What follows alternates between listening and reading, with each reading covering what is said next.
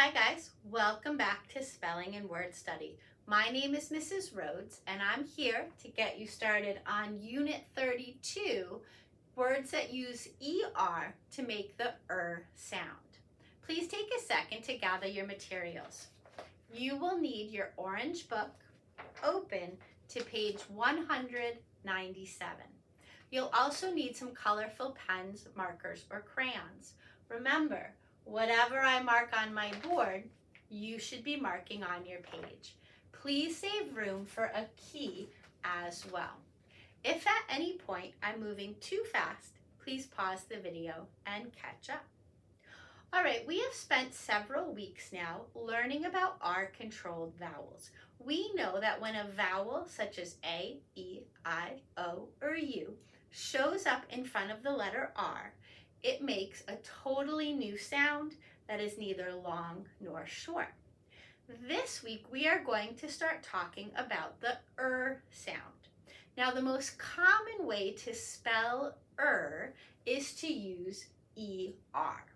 You'll notice all of our words this week use ER to make that sound. Next week and the week after, we will look at words that use UR or IR or even EAR to make that same sound. But for now, let's read over our list. As we do, use your ears to listen for that sound and use your eyes to find that ER chunk in each word. Please repeat after me. Alert, danger, desert, every, germs, merge, nerve, never, pattern, prefer, reverse, serve, stranger, swerve, and verse. All right, so let's take a marker or crayon and let's go through our list and let's put a box around that ER chunk in each word. There it is in alert, shows up at the end of danger, near the end in desert, in the middle of every, in the middle of germs, and the middle of merge, in the middle of nerve, and at the end of never. That ER pattern is very common at the end of a word. In the middle of pattern, and at the end of prefer, in the middle of reverse, and the middle of serve, at the end of stranger, in the middle of swerve, and the middle of verse. So over here, green box equals ER, and in every one of those words, ER is going to make an sound. Okay, what I want you to notice next is that many of our words this week end with a silent E. Well, what is the silent E doing here? We don't need it to make any long vowel sounds. So why does it show up at the end of merge? What's it doing here? Yeah, it's making that G soft, right? So it makes a J sound. If we didn't put that E there, the word would say merg. So it has a very important job. Now at the end of nerve, it's just babysitting the V, because we know in our language that we never end a word with the letter V, which is why we spell give, have, and live with an E on the end. These four letters all by themselves could make the word nerve. That E is just hanging out to babysit the V. Same thing at the end of serve and the end of swerve. We're just babysitting the V. Now take a look at reverse. Why do we need an E there? We've talked about this, right? In our language, when a word ends with S or a S sound, we often think it's a plural.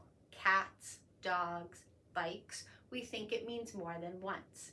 If we put an E here after the S, that just lets our reader know, you know what, we're good. We're only talking about one reverse or two reverse. Same thing with the word verse. We're just talking about one. So anywhere I drew a pink box, we have a silent E, and the job of that silent E is to soften the G, or babysit V, or prevent plural confusion. Prevent plural confusion. That's a mouthful. Prevent plural confusion. Nowhere on this list is the silent E making a vowel long. Okay, that's just not happening this week. Okay, what else do we need to talk about? All right, let's go through our list and talk about parts of speech and what our words mean. So, alert. An alert can be a danger warning. So maybe your parents signed up to get alerts on their phone, and their town government will now let them know if there's a storm coming, if there's flooding, anything like that. They will get an alert on their phone. Now we can use this as a verb too, because once we get that on our phone, the town is going to alert us. It's going to warn us about something dangerous that could happen.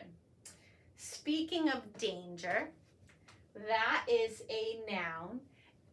Danger, you know what it means. It's like a bad thing, right? If something is dangerous, it could cause danger. Now look at this word. It's pronounced desert. A desert is a dry place, okay?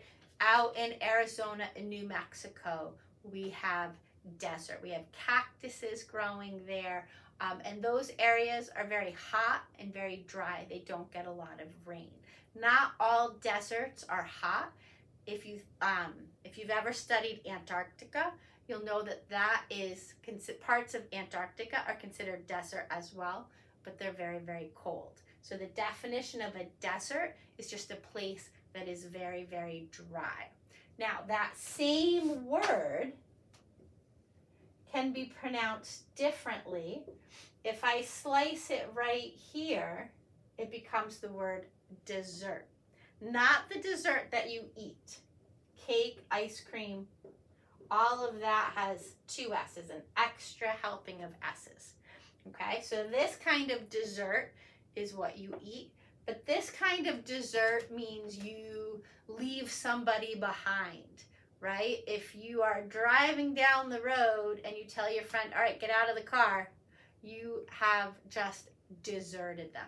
You've probably heard of a deserted island before, right? It's an empty place with no other people. So desert and dessert are spelled the same way, but this week, as you're doing your activities, we're only focusing on this kind of pronunciation. We're only talking about the dry desert.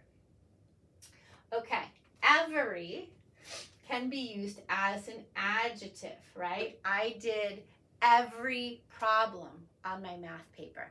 I completed every task that Mom left for me. It describes how many things I did. Germs, that's a noun. It's actually a plural noun, right? Because we have that S there, which means more than one. Germs are those things that can make you sick. You wash your hands so that you can stop the spread of germs. To merge, that's a verb. It means come together. So think about riding in your car, mom or dad are driving, and you're getting onto the highway. When you first get on the highway, you have your own lane, but very quickly you have to merge. You have to get on, join the other cars on their lane. So when traffic merges, it comes together. Okay, a nerve is a noun, right? Your body is full of nerves. You have a whole nervous system, right? So when you touch something hot, it is your nerve endings that send the message up to your brain saying, oh, that's hot. And it sends a message back saying, move, get your finger out of there, right? So a nerve is something that senses, let's just say that, something that senses or feels stuff, right? Never is an adverb. It adds detail to a verb. So I could say that I jog, or I could say that I never jog, right? Which means it doesn't happen, right? So never is an adverb. It means just doesn't happen. A pattern is a thing. It could be, you know what patterns are, like, sometimes we have a shirt, like this has a floral pattern. Sometimes when you're looking at stripes, they might go red, blue, green, that's a pattern. When you're doing math, you look for patterns among the numbers. Am I adding 2? Am I skip counting by 5? So a pattern is just something that repeats. It happens over and over and over again, okay? You might notice patterns in your life. If you oversleep on Monday, and then you oversleep on Tuesday, and then you oversleep again on Friday, you might notice a pattern. You might think, gee, I keep oversleeping. Maybe I have to go to bed earlier. Maybe I have to set a louder alarm. Prefer is a verb. It's an action. When you prefer something, it means you like it better. So you could say, I like going to the ocean, but I prefer swimming in a lake. I like wearing skirts, but I prefer wearing pants. It just means you like it better. Reverse can be a noun. It can also be a verb, right? If you start going in this direction and then you reverse and go in this direction, it means you turn around. When mom or dad are driving the car and they're trying to get it out of the driveway, they have to put it in reverse, which means instead of going forwards, it has to go backwards. Okay, serve is another verb, right? A waiter will serve you your food. They'll hand it over. Okay? If you're not feeling well, you're sick, mom might serve you breakfast in bed. She will hand it to you in bed. You also see this word in certain sports like tennis or volleyball. You have to take turns serving. So the person who serves puts the ball in motion. A stranger, that's a thing, a noun. It's a person you don't know. To swerve means to get out of the way, to move quickly. So I keep using driving examples today, but if dad's driving down the road and a deer jumps out in front of him, he has to swerve to avoid it, right? You're walking down the hall and oh my gosh, somebody just like spilled water all over the floor. You're gonna have to swerve so you don't walk right into it. A verse is a noun. It could be part of a poem or part of a song.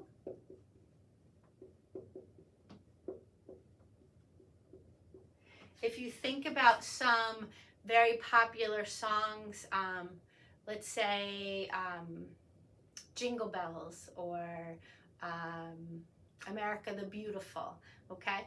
Maybe you know the first verse, you know all the words for that part of the song, but maybe you don't have the second verse or the third verse memorized. So it's almost like a chapter of a song or a chapter of a poem.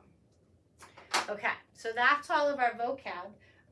Before I let you go though, I do want you to notice that on page 200, we have a new prefix. Remember, a prefix is something that we add to the beginning of a word. On 200, you're going to learn the prefix over. Now, the prefix over has two different meanings. It can mean above. So when you get on a plane, you can store your suitcase in the overhead compartment. It's that part of the, it's that shelving that's over or above your head. But over can also mean too much. This is the more common use, right? If you overeat, you eat too much. If you oversleep, you slept too much. If you go to the gym and you work out really, really hard and the next day all your muscles are sore, it means you overdid it, right? When you overdo something, you do too much of it, okay? Now, there's another kind of overdo, by the way. It's a homophone.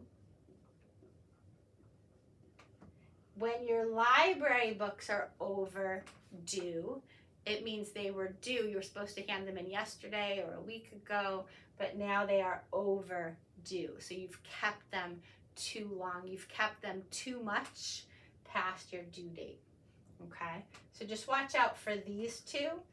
Because if you're trying to figure out the difference in meaning between overdue and overdue, you're really going to have to look at that second chunk. On this page, you're going to add that prefix over to words like head, time, dose, sleep, weight, cooked.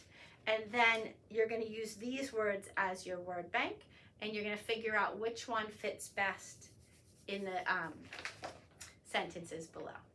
All right, I'm sure you'll do fine with that. Good luck, and I'll see you next time. Bye-bye.